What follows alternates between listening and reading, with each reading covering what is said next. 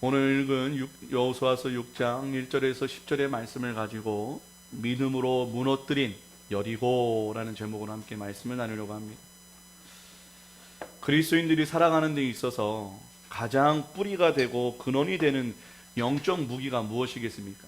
그럼 한번 생각해 보세요. 이 영적 무기 때문에 우리는 세상과는 다른 삶을 살아가게 되는 것 같습니다. 무엇이 이토록 다른 삶을 살게 하는 것일까? 그럼 우리의 영적 무기가 무엇입니까? 대답해 보세요. 힌트? 방금 제가 뭐라고 했어요? 뭐로 무너뜨린? 여리고? 뭐라고요? 맞습니다. 믿음입니다. 믿음이 이 세상 사람들과 그리스도인들을 가장 구별하게 해주고 이 세상을 이겨낼 수 있는 유일한 영적 무기가 바로 믿음이라는 것입니다. 여러분, 우리 그리스도인들은 믿음으로 사는 것이 정답입니다. 믿음은 여러분 놀랍지만 이거예요. 믿음은 생물이에요. 살아있어요. 그래서 성장하기도 하고 퇴보하기도 합니다. 또 살아있는 믿음도 있고 죽은 믿음도 있어요. 큰 믿음도 있고 작은 믿음도 있습니다. 그럼 우리의 믿음은 어떻게 자랄 수 있을까요? 우리의 믿음은 언제 큰 믿음으로 변화될 수 있을까요? 믿음은 뭐에서 난다고요? 들음에서 난다고 말씀하십니다. 그러니 말씀을 잘 들어야 우리의 믿음은 커진다는 거예요. 또 믿음은 말씀을 먹고 자란다는 것입니다. 그 말씀을 또한 실천할 때 그 믿음은 물렁물렁한 믿음이 아니라 견고해지고 튼튼해지고 딱딱해지는 믿음으로 우리에게 자리 잡을 것을 믿으시기를 바랍니다. 히브리서 11장 30절에 보니까요, 믿음으로 7일 동안 여리고를 도니 성이 무너졌으며 라고 나옵니다. 히브리서 저자는요, 이 여리고 전쟁을 어떻게 승리하였는지를 정확하게 보고 있다는 것입니다. 뭐로 이겼대요? 바로 믿음으로 라고 이겼다고 합니다. 늘 그렇듯 오늘도 말씀을 잘 들어보시기를 바랍니다. 듣는 것으로 끝나지 마시고 그 말씀을 붙들고 한 주간 살아갈 때 그 말씀이 나의 양약이 되어 나의 믿음이 되고 나를 성장하게 되고 나를 변화시키게 될 줄을 믿습니다. 이스라엘 백성들이 모질게 길었던 광야 40년 생활을 마감하고 이제 드디어 적각골이 흐르는 약속의 땅 가나안의 행군을 시작합니다. 모세가 죽고 여호수아가 하나님의 말씀으로 이스라엘 백성을 인도하고 있습니다. 눈앞에는 요단강을 기적 가운데 건너게 되었습니다. 그런데 또다시 눈앞에 난공불락의 성 여리고성을 만나게 되었다는 거예요. 그 여리고성은 오늘날 신앙의 여정을 살아가고 있는 우리 모든 성도들에게도 동일하게 오늘 우리에게도 존재하고 있다는 것이 문제지요. 우리의 신앙생활에서 늘 있어왔고 늘 있을 여리고성이라는 것입니다. 반드시 나아가야 하는데 인생의 길목에서 여리고 같은 문제를 만날 때면 우리는 두려워집니다. 고통스러워하고 어떻게 해야 할지 모르고 방황하게 됩니다. 개인이나 가정이나 교회나 나라와 민족도 다 마찬가지입니다. 그러나 본문에 오늘 이 여리고성은 하나님의 믿음으로 하나님의 말씀에 순종함으로 무너졌다고 말씀하십니다. 그리고 이 여리고는 오직 믿음과 순종으로 무너졌다고 성경은 증거하고 있습니다. 우리에게도 여리고성을 무너뜨린 이스라엘의 믿음이 우리 자신들에게도 필요하지 않을까요? 이스라엘이 여리고 땅을 성을 무너뜨릴 수 있었던 믿음은 과연 어떤 믿음일까? 우리 그것을 함께 나눠보는 복된 시간이 되었으면 좋겠습니다. 첫 번째로 상식을 뛰어넘는 믿음이었습니다. 뭘 뛰어넘어요? 상식을 뛰어넘는 믿음이었다는 거예요. 우리 2절을 함께 힘차게 읽겠습니다. 시작. 여호와께서 여호수아에게 이르시되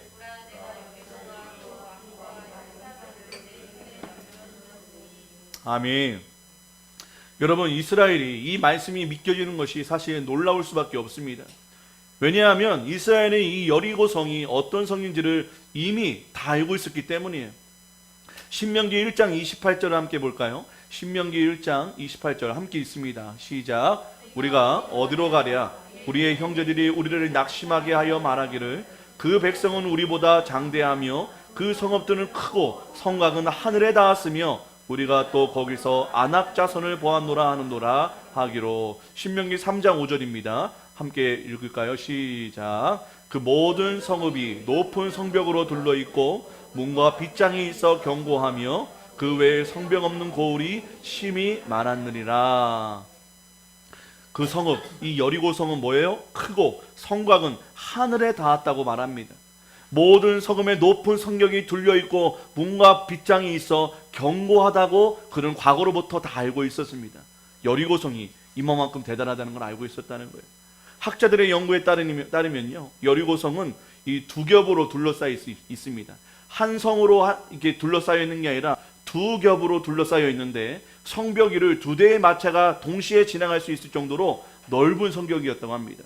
그래서 내성 넓이는 4~5m, 또 외성 넓이는 1.8m 정도 되는 넓이였습니다. 그리고 외벽 높이는 12m가 이르고 두께가 성벽 두께가 6m 가량이 되어서 웬만한 공격에는 절대로 무너지지 않는 그런 견고한 성이었다는 것입니다. 40년 전 정탐꾼들이 말했던 대로 여리고성 안에 있는 산은 백성들은 크고 장대해서 말 그대로 우리들이 볼 때는 메뚜기 같아 보잘것없다고 스스로 평가할 정도로 그들은 그렇게 크고 강하고 장대해 보였습니다.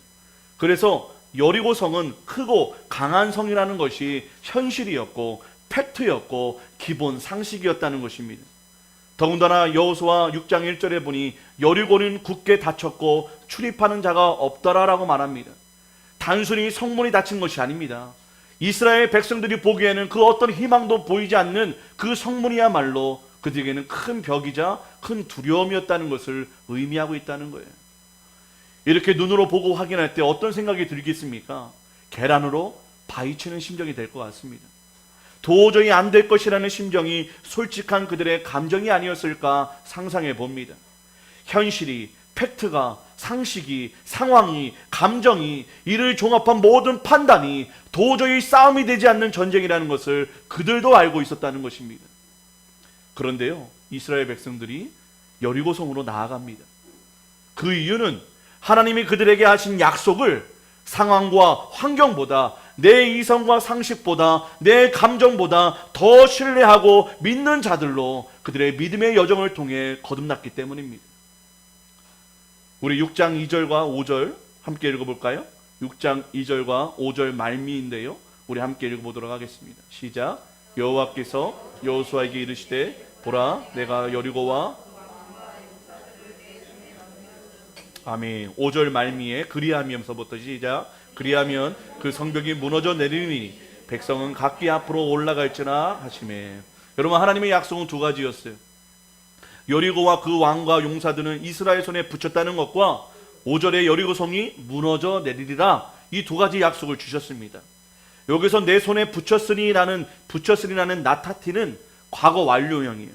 물건을 받을 사람에게 이미 준 상태를 가리킵니다. 이미 줬다는 거예요. 네, 이미 그것을 허락해 줬다는 것입니다. 여호수아에게 1장에 여호수아에게 어떻게 말씀하십니까? 물은 너희 발바닥으로 밟는 곳은 내가 다 너희에게 주리라 라고 말씀하신 그 말씀에 대한 재확인의 언약이었다는 것입니다. 성은 반드시 무너지리라 약속이 믿어지니까 이성과 상식으로는 절대로 이길 수 없을 것 같았던 여리고 성을 향해 말씀대로 돌 용기가 난 것입니다. 오늘날 우리의 생각의 근거는요, 상황과 감정, 팩트와 상식, 그리고 이 현실에 있습니다. 내가 보고 듣고 냄새 맡고 만져보는 것에만 근거하고 있다는 거예요. 그러기에 여리고가 나타나면 우리는 절망해 버립니다. 인내심과 평상심이 와르르 무너집니다. 내가 기준이 되어서 내가 할 수 있느냐, 내가 할 수 없느냐로 우리의 생각이 나눠져 버립니다. 상식을 무시하는 것이 기독교의 특징이 아닙니다. 상식을 무시하는 것은 미신적이고 비인격적인 것입니다. 그러나 기독교는요, 상식의 수준에서 머무르지 않는다는 거예요. 거기서 한 걸음 더 나아갑니다. 여러분, 아브라함이 100세에 누구를 얻었습니까? 이삭을 얻었어요. 근데 하나님께서 뭐라고 하세요? 그 100세에 얻은 아들을 바치라 라고 이야기합니다. 어떻게 미치지 않고서야 어떻게 그 귀한 아들을 제물로 바치겠습니까? 하지만 아브라함은 어떻게 하죠? 하나님께 그 아들을 바칩니다. 이러한 이성과 상식보다도 전능하신 하나님을 믿었다는 거예요. 그 하나님의 전능하심을 그는 알았다는 거예요. 어떻게 해요? 그 하나님을 경험하면서 그분이 어떠한 분인지를 알았다는 것입니다. 여러분, 하나님을 아는 것이 우리의 믿음이 될 줄을 믿습니다. 우리 하나님을 경험하는 것이 우리의 놀라운 능력이 되고 믿음이 될 수 있다는 거예요. 아브라함은요, 자기 눈앞에 보이는 이해되는 상식과 현실이 전부가 아니라는 것을 그는 살아오면서 하나님을 경험하면서 알았다는 것입니다. 때는 보여줘야 믿는 것도 있겠지만 믿으니까 보이는 것도 있다라는 것입니다. 히브리서 11장 19절에 그가 하나님이 능히 이삭을 죽은 자 가운데서 다시 살리실 줄을 생각한지라 비유컨대 그를 죽은 자 가운데서 도로 받은 것이라 라고 히브리서 기자는 증거하고 있습니다. 여러분, 아브라함은 이삭을 죽인 거예요. 아니, 그런 이삭을 죽이기로 결단하고 그 마음 가운데 이미 죽였다는 것입니다. 무엇을 믿고요? 죽은 자도 살리실 것을 믿는 하나님을 향한 믿음으로 그 아들을 죽였다는 것입니다. 여러분, 제가 청년부 사역을 할 때 청년부 예배나 수련회에 참석하라고 이렇게 자주 권면을 합니다. 그럴 때면 많은 청년들이 얼마나 바쁜 시기예요. 주일날 얼마나 데이트 많이 하고 놀러 나가고 자기 해야 할 일이 많이 있겠습니까? 그러면 이렇게 얘기를 해요. 알바 가야 된다고, 또 자격증 영어 시험 공부해야 된다고, 또 어떤 청년은 회사에 주일에도 가야 한다고, 여러 가지 핑계와 변명들이 많습니다. 그래서 이렇게 도전했어요. 예배나 수련회를 드릴 수 없고 참석할 수 없는 상황을 예배할 수 있는 상황으로 바꿔달라고 기도해 본 적이 있어요? 매일 주일 예배를 드리고 수련회를 가는 것으로 내가 회사에서 잘리고 손해를 보더라도 내 인생 내가 책임지지 못하고 하나님이 책임져 주시니 나는 예배를 선택하겠습니다. 주님, 저에게 이런 믿음을 더해달라고 기도해 본 적이 있나요? 라고 제가 이렇게 물어본 적이 있어요. 여러분들은 어떠십니까? 청년들에게 있어서 취업을 위해 모든 것을 또 쏟아 부어야 한다는 것이 이 세상의 상식입니다. 그런데 여러분, 쏟아 부어도 취업이 안 되는 것, 이 또한 오늘날의 상식이 아닙니까? 그렇다면 이래도 안 되고 저래도 안 되는 상식을 뛰어넘을 수 있는 방법이 과연 무엇입니까? 우리 믿는 자들에게는 하나님을 향한 믿음인 줄을 믿으시길 바랍니다. 그 믿음은요, 오직 진실한 예배를 드리고 말씀을 들을 때 일어난다는 것이지요. 우리 청소년들 잘 들으셔야 됩니다. 어디에 목숨을 걸어야 합니까? 여러분, 공부하지 말라는 게 아니에요. 준비하지 말라는 것이 아닙니다. 우리는 세상 사람들이 하는 것으로 그치는 것이 아니라 더 나아가 상식을 뛰어넘는 믿음을 가지기 위해 우리는 목숨을 걸고 예배 드려야 된다는 거예요. 그래서 예배를 목숨 걸고 전심을 다해 드려야 합니다. 정신 차리고 예배 드리시기를 바랍니다. 그냥 매주 드리는 예배니까 다음 주에도 드리겠지, 별 변화도 없고 별 은혜도 없는 이 예배, 여러분, 아니에요. 여러분의 마음 가운데 하나님을 떠나 있기 때문에 그 예배가 하나님의 은혜로부터 멀어지게 될 수밖에 없습니다. 여러분, 이 세상을 살려면 믿음이 있어야 돼요. 서울대 가고 고려대 가고 연세대 간다고 해서 잘 살고 잘 먹고 사는 게 아닙니다. 오히려 그렇게 똑똑한 자들이 범죄를 저지르고 나라를 망치고 있어요.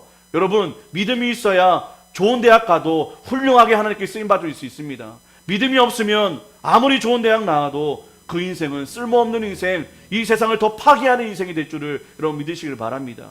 여러분, 예배 가운데 이 시간 귀하게 여기시고 하나님 믿음을 달라고, 그 믿음의 베이스 안에 하나님이 세우시는 놀라운 꿈을 이루고 순종하는 하나님의 자녀가 되게 해달라고 기도했으면 좋겠어요. 때때로 많은 사람들이요, 가진 것이 없다고 한탄하는 사람들이 많이 있습니다. 여러분, 비전이 없다고, 돈이 없다고, 백이 없다고 억울해할 필요가 없어요. 우리가 진짜 가슴치며 안타까워야 했던 것들은 그런 것이 없어서가 아니라 내 마음에 도저히 하나님이 믿어지지 아니하고 그의 말씀이 믿어지지 않는 내 마음으로 인해 슬퍼하고 절망하게 된다는 거예요. 여러분, 다른 것 때문에 슬퍼하지 마시길 바랍니다. 내가 믿음이 없어서 하나님이 존재하는지 하나님이 나와 함께하는지 믿어지지 않는 것이 내 마음의 절망으로 찾아오시기를 축복합니다. 여러분, 그러면 무릎 꿇고 기도하셔요. 절망하며 가슴을 치며 기도해야 돼요. 뭐 해달라고? 나에게 믿음을 달라고. 우리가 반드시 기억해야 될 건, 믿음은 어떻게 믿음이 들어옵니까? 주의 말씀을 들을 때 믿음이 들어옵니다. 여러분, 주님의 말씀을 떠나지 마세요. 여러분, 주님 곁을 머무르려고 노력하시길 바랍니다. 우리는 나뭇가지잖아요. 주님이 나무 되시잖아요. 나뭇가지가 그 나무를 떠나면 마르고 증발해 버립니다. 심령이 죽어버려요. 우리가 주님께 붙어 있어야 믿음이라는 영양분을 얻게 될 것입니다. 여러분, 목숨 걸고 내 인생 걸고 하나님께 나오시기를 바랍니다. 믿음을 가지시기를 하나님께 간구하시기를 바랍니다. 여러분, 예배 빠지지 마세요. 더욱 예배를 찾아 사모함으로 나오세요. 여러분, 예배가 우리를 귀찮게 하고 피곤하게 하고 내 시간을 뺏는 것이라고 생각할 때가 있습니다. 아니, 오히려 내 인생의 방향과 목적을 재조율하고 새 힘을 받고 회복되고 인생의 막힌 길이 지름길이 되는 가장 확실한 방법이 뭐예요? 하나님께 드리는 예배라는 거예요. 먼 일 생기면, 시간 없으면 가장 먼저 예배부터 빼먹을 생각 이제 접어두시고, 먼 일이 생겨버리면 가장 먼저 예배부터 찾아와 하나님께 무릎 꿇고 기도하시는 믿음의 성도 되시기를 주님의 이름으로 축원합니다. 그러면 내가 이리저리 뛰어다니지 않아도 하나님이 그 모든 것을 다시 제자리로 또 온전히 더 회복시켜 주시는 놀라운 은혜를 경험하게 될 것입니다. 여러분, 이 믿음의 순종이 상식이라는 불신의 벽을 무너뜨리는 가장 강력한 망치가 될 것을 여러분 믿으시기를 바랍니다. 오늘 자신의 삶 속에서 여리고처럼 거대한 벽에 부딪힌 분이 계십니까? 우리와 함께 하시고 포기하지 않으시고 반드시 우리를 승리케 하실 주님의 약속을 다시 바라보시기 바랍니다. 또한 우리가 잊지 말아야 할 것은 여리고를 무너뜨린 믿음은 내 신념과 내 의지가 아니라 하나님께서 주신 약속에 둔 믿음이었다는 것입니다. 여러분, 말씀을 근거로 믿음을 가지시길 바랍니다. 약속을 근거로 하나님 앞에 살아가시기를 바랍니다. 그 하나님의 약속이 우리의 상식을 뛰어넘고 이 세상의 장애물을 뛰어넘는, 그리하여 여리고를 무너뜨리는 저와 여러분의 삶이 되게 해주실 것을 주님의 이름으로 축복합니다. 한 걸음 더 나아가서 두 번째는 무슨 믿음일까? 끝까지 순종하는 믿음이었다는 거죠. 끝까지. 우리 6절과 7절 함께 읽어볼까요? 시작. 눈의 아들 여호수아가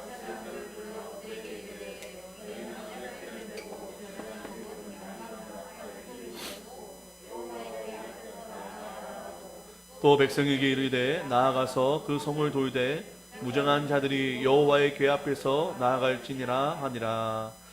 승리를 약속하신 하나님께서요, 이를 위한 구체적인 행동 지침을 말씀해 주십니다. 우리 삶에도 이렇게 매번 하나님 나타나 주셔서 이렇게 구체적으로 우리의 삶의 인생을 가르쳐 주시면 얼마나 좋을까 생각이 듭니다. 여호수아 6장 2절 이하로 보면 매일 성 한 번씩을 이렇게 돕니다. 그리고 마지막 날에는 7바퀴를 돌라고 말씀하셔요. 그리고 성을 돌 때 제사장이 7번 양각 나팔을 잡고 언약궤 앞에서 행하고 마지막 날 7번째 제사장이 나팔을 길게 울려 불면 그 소리를 들으며 온 백성이 큰 소리를 외치면서 부르라고 말씀하십니다. 그럴 때 성이 무너져 내릴 것이다 라고 말씀하시고 그때 성으로 올라가라 라고 말씀을 해주시는 거예요. 이스라엘 백성이 길갈을 출발해 가지고 여리고 성을 한 바퀴 도는데 2시간 정도 소요가 된다고 합니다. 근데 문제는 성을 도는 게 문제가 아니에요. 하나님의 말씀을 믿고 받아들이고 순종하는 데 있다는 것입니다. 성을 무너뜨리기 위해서는 성을 돌아야만 하는 거예요. 이성적이고 합리적인 사고나 현실적인 계산에 근거한다면 정말 말도 안 되는 방법이었지만 이스라엘 백성들은 하나님의 말씀에 순종하여 돌았습니다. 정말 돈 거예요. 돌아버렸어요. 그들에게 요구하는 순종은 아주 평범한 순종이었습니다. 무슨 말이에요? 지금 이 사람들이 명령받는 것은 여리고성을 총 13바퀴만 돌면 되는 것입니다. 그 사람들에게 특이하고 비범한 것을 요구한 게 아니에요.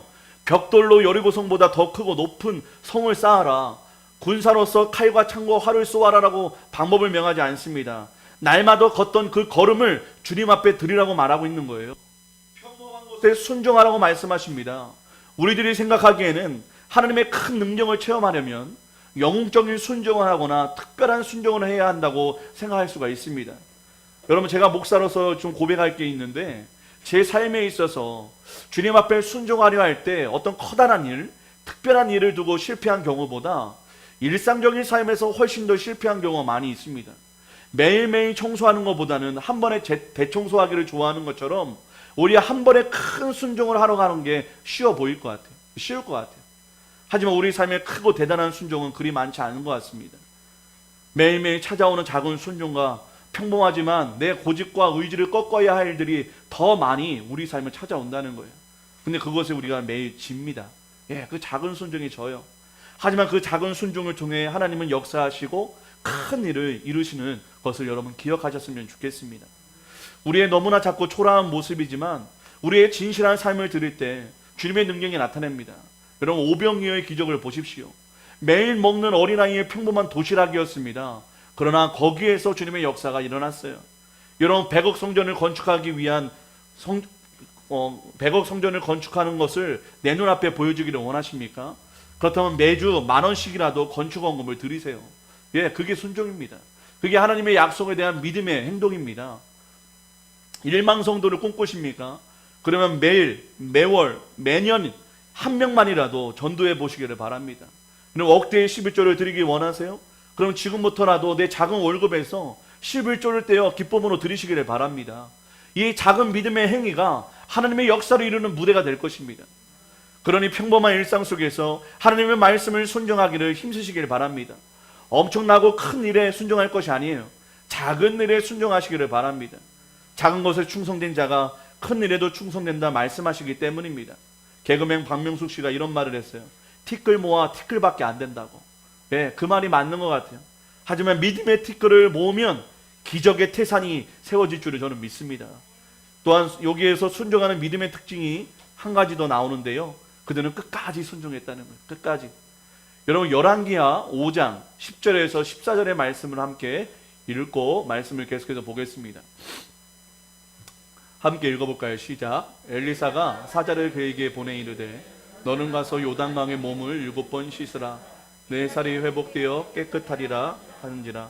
나아만이 노하여 물러가며 이르되 내 생각에는 12절 시작. 다메섹강 아바나와 바르바른 이스라엘 모든 강물보다 낫지 아니하냐. 내가 거기서 몸을 씻으면 깨끗하게 되지 아니하랴 하고 몸을 돌려 분노하여 떠나니 그의 종들이 나와 마여 이르되 14절입니다. 나아만이 이에 내려가서 하나님의 사람의 말대로 요단강에 7번 몸을 잠그니 그의 살이 어린아이의 살같이 회복되어 깨끗하게 되었더라. 여러분 시리아 장군 나아만이요 엘리사에게 요단강에 7번 몸을 담갔다 나오면 나을 것이라는 지침과 여리고성을 7번 돌면 무너질 것이라는 이 이야기가 굉장히 비슷합니다. 한 번 담갔을 때는 아무런 변화가 일어나지 않습니다. 진흙탕 물에 정말 용기를 내어 시킨 대로 했습니다. 그럼에도 불구하고 아무 일도 일어나지 않았어요. 중간에 그만두고 싶었지만 신하들의 간청에 계속 몸을 담급니다. 6번까지도 아무런 변화가 없었습니다. 그러나 마지막 7번이 끝나고 난 후 나아만의 문둥병이 깨끗하게 나았던 것을 우리는 말씀을 통해 알게 됩니다. 마찬가지로 이스라엘 백성들도 한 바퀴 돌고 왔을 때는 그 어떤 변화도 없었습니다. 하나님의 말씀대로 13번을 다 돌고 나서야 성은 무너졌다는 것입니다. 끝까지 온전한 순종이 있을 때 하나님의 역사는 이루어집니다. 여러분 성 7번 돌았다고 무너집니까? 요단강 물에 7번 들어갔다 나왔다고 해서 문둥병이 나았겠습니까? 7번이라는 숫자에 특별한 의미가 있는 것이 아니라 말씀대로 순종했기 때문에 하나님께서 일하신 것입니다. 성경 지식이 역사를 이루지 못합니다. 행함 없는 예배 백날 드려도 소용없습니다. 말씀에 근거한 순종이 일어날 때 하나님은 역사하시고 우리의 삶에 놀라운 기적이 일어나게 될 줄을 믿으시기를 바랍니다. 하나님이 원하시는 순종은 크고 작음에 있지 않고 의심치 않는 온전한 순종이요 끝까지 순종하는 우리의 마음의 중심인 줄을 믿으시길 바랍니다. 6번 순종해도 이루어지지 않는다고 해서 우리가 낙심하지 말고 7번까지 끝까지 순종하여서 인내하여서 하나님의 역사하심을 우리가 목도하는 저와 여러분 되시기를 주님의 이름으로 축원합니다. 마지막으로 하나님이 하시도록 침묵할 수 있는 믿음이었다는 것입니다. 예, 하나님이 하시도록 침묵했다는 거예요. 믿음으로 침묵했다는 것입니다. 우리 10절 함께 읽도록 하겠습니다. 시작. 여호수아가 백성에게 명령하여 이르되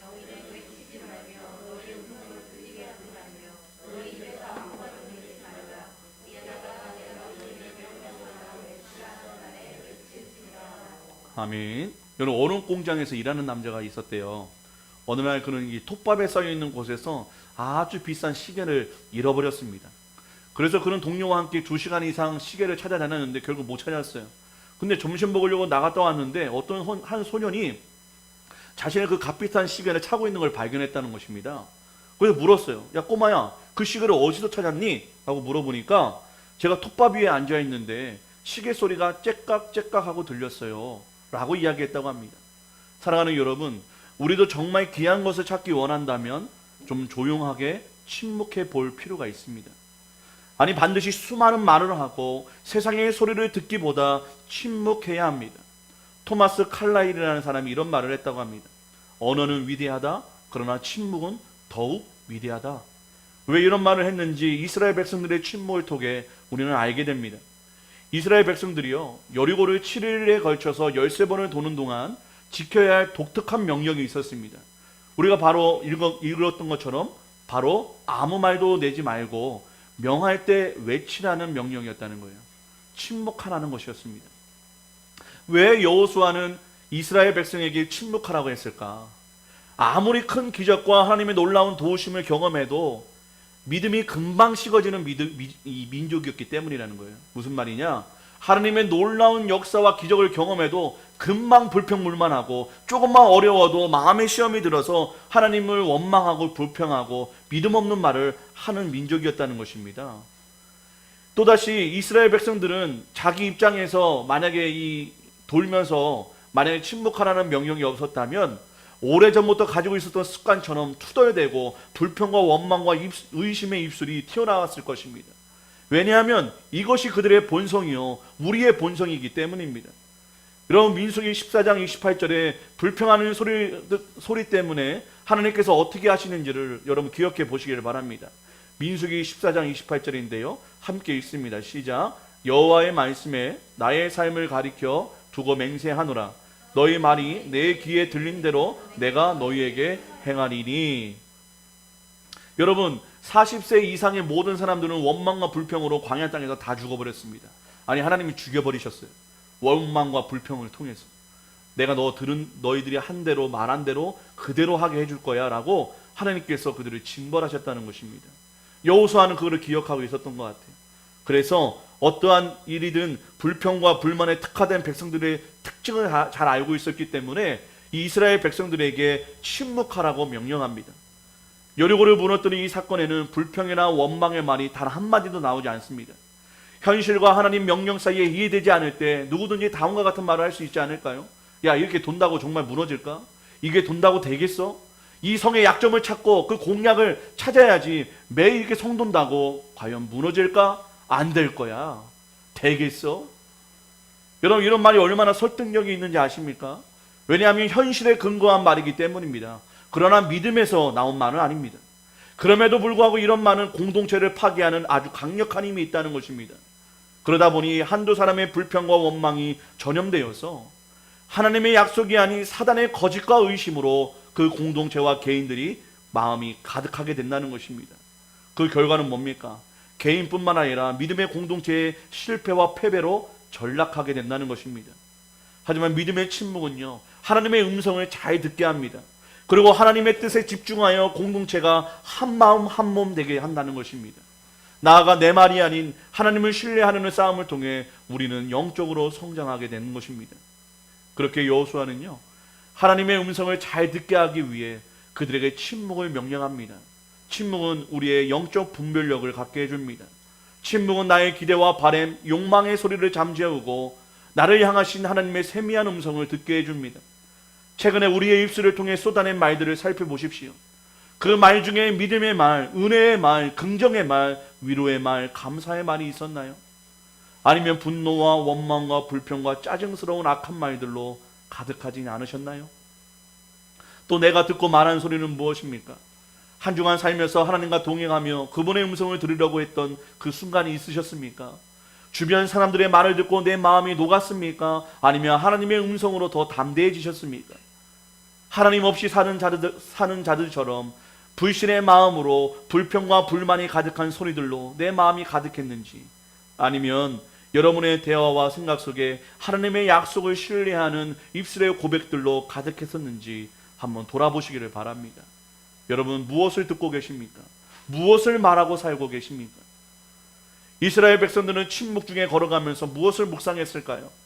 여리고를 바라보면서 내 힘으로는 절대 불가능하다는 사실을 묵상했을 것입니다. 동시에 언약궤와 나팔, 제사장들의 모습을 보면서 지난날 불가능했던 일들을 가능하게 하신 하나님의 놀라운 전능하심을 기억하고 있었을 것입니다. 광야의 40년을 돌아보니 모든 것이 하나님의 능력이고 기적인 것을 알았을 것입니다. 그들이 침묵할 수 있었던 이유, 그들이 바보같이 여리고를 돌 수 있었던 이유, 그들이 여리고를 무너뜨릴 수 있었던 이유, 그들 마음속에 단단하게 자리를 잡고 있는 하나님을 향한, 말씀을 향한 믿음 때문이었다는 것입니다. 오늘 우리 삶의 현장에서 무엇을 보고 계십니까? 도저히 이길 수 없는 크고 장대한 여리고를 보고 계십니까? 하나님의 말씀은 믿음으로 여리고성이 무너졌다고 말씀하십니다. 오늘 나에게도 이 일은 일어날 것이라고 주님은 동일하게 약속하십니다. 그러나 주님은 우리에게 질문하십니다. 너의 생각과 경험, 상식을 뛰어넘는 믿음이 너에게 있니? 비상식적이고 이해되지 않고 어쩌면 손해와 피해를 볼 수 있는 명령을 너는 순종할 수 있니? 세상의 소리는 너의 욕심과 세상의 소리와 너의 욕심과 절망의 소리를 닫고 믿음으로 침묵하며 내 음성을 들을 준비가 되어 있니? 진정 너의 삶의 여리고를 무너뜨리는 인생이 되길 원한다면 이제 내가 너와 한 언약을 신뢰하렴, 그리고 침묵하렴, 그리고 내려놓으렴, 이제 나에게 무릎을 꿇고 나를 찾으렴 이라고 우리에게 말씀으로 찾아오셔서 지금도 동일하게 우리에게 음성 들려주고 계심을 여러분 믿으시기를 바랍니다. 믿음의 침묵에 관한 이야기로 말씀을 마치려고 합니다. 어떤 한 부인이요, 가정에 남편과 불화가 있어가지고 어떤 신부님을 찾아와서 이야기했다고 합니다. 어떻게 하면 남편과 화목할 수 있을까요? 그랬더니 이 신부가 이렇게 이야기했다고 합니다. 수도원 앞들에 작은 우물이 하나 있는데 남편이 오면 그 우물물을 얼른 한 모금 입에 머금으십시오. 삼켜서는 안 됩니다. 그러면 놀라운 일이 벌어질 겁니다 라고 이야기했다고 합니다. 그래서 그 말대로 이 착한 부인이 그 남편이 오면 우물물을 한 모금 머금고 이렇게 삼키지 않고 가만히 있었대요. 근데 남편이 똑같이 들어오자마자 불평과 원망과 짜증을 냅니다. 근데 이 부인이 말을 하고 싶어도 이게 입에 물을 머금고 있기 때문에 말을 한마디도 못했대요. 그러면서 금방 남편이 짜증과 원망이 사그러들었다고 합니다. 그래서 뭐 매일 하루 이틀 3일 점점 시간이 가면 갈수록 남편의 원망과 짜증과 불평이 사라지고 그들 안에 화목이 임했다고 합니다. 그래서 이 아내가 신부님께 너무 감사해서 인사를 드렸더니 이 신부님이 이런 이야기를 했다고 합니다. 부인이 기적을 일으킨 것은 수도원 앞들의 우물물이 아닙니다. 바로 당신의 침묵입니다. 당신의 침묵이 남편을 부드럽게 한 것뿐입니다 라고 이야기했다고 합니다. 잔소리 많이 하시는 아내분들 계시면 침묵하시기를 바랍니다. 종교개혁자 칼빈은 믿음이란 세상에 대하여 눈을 감고 하나님에게 귀 기울이는 것이라고 말합니다. 이제 현실을 보던 나의 눈을 들어 하나님의 약속을 바라보십시오. 유혹과 소음이 가득한 세상에서 잠시 분리되어 광야라는 예배 속에서 그의 말씀을 들으시기를 바랍니다. 들었다면 내게 주신 약속의 말씀을 끝까지 그리고 온전히 순종하십시오.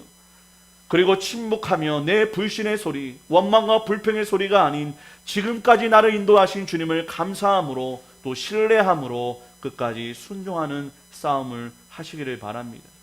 그 믿음의 순종과 침묵을 통해 그리고 앞으로 만나게 된 내 삶의 여리고를 내가 아닌 하나님께서 무너뜨려 주실 것입니다. 이것이 하나님의 백성이 살아가는 형통하게 살아가는 가장 빠르고 강력한 능력이 될 것입니다. 우리 모두 상식을 뛰어넘는 견고한 믿음으로 순종하시기를 바랍니다. 순종하였다면 어떤 유혹과 사단의 공격에도 믿음의 침묵으로 흔들리지 않고 끝까지 순종하시기를 바랍니다. 그리하여 내 삶의 모든 여리고를 격파하고 무너뜨려 주시는 하나님을 그 삶 속에 늘 경험하고 동행하는 복된 성도 여러분 되시기를 주님의 이름으로 축원합니다. 우리 함께 말씀 기억하면서 주가 일하시네 함께 찬양하겠습니다.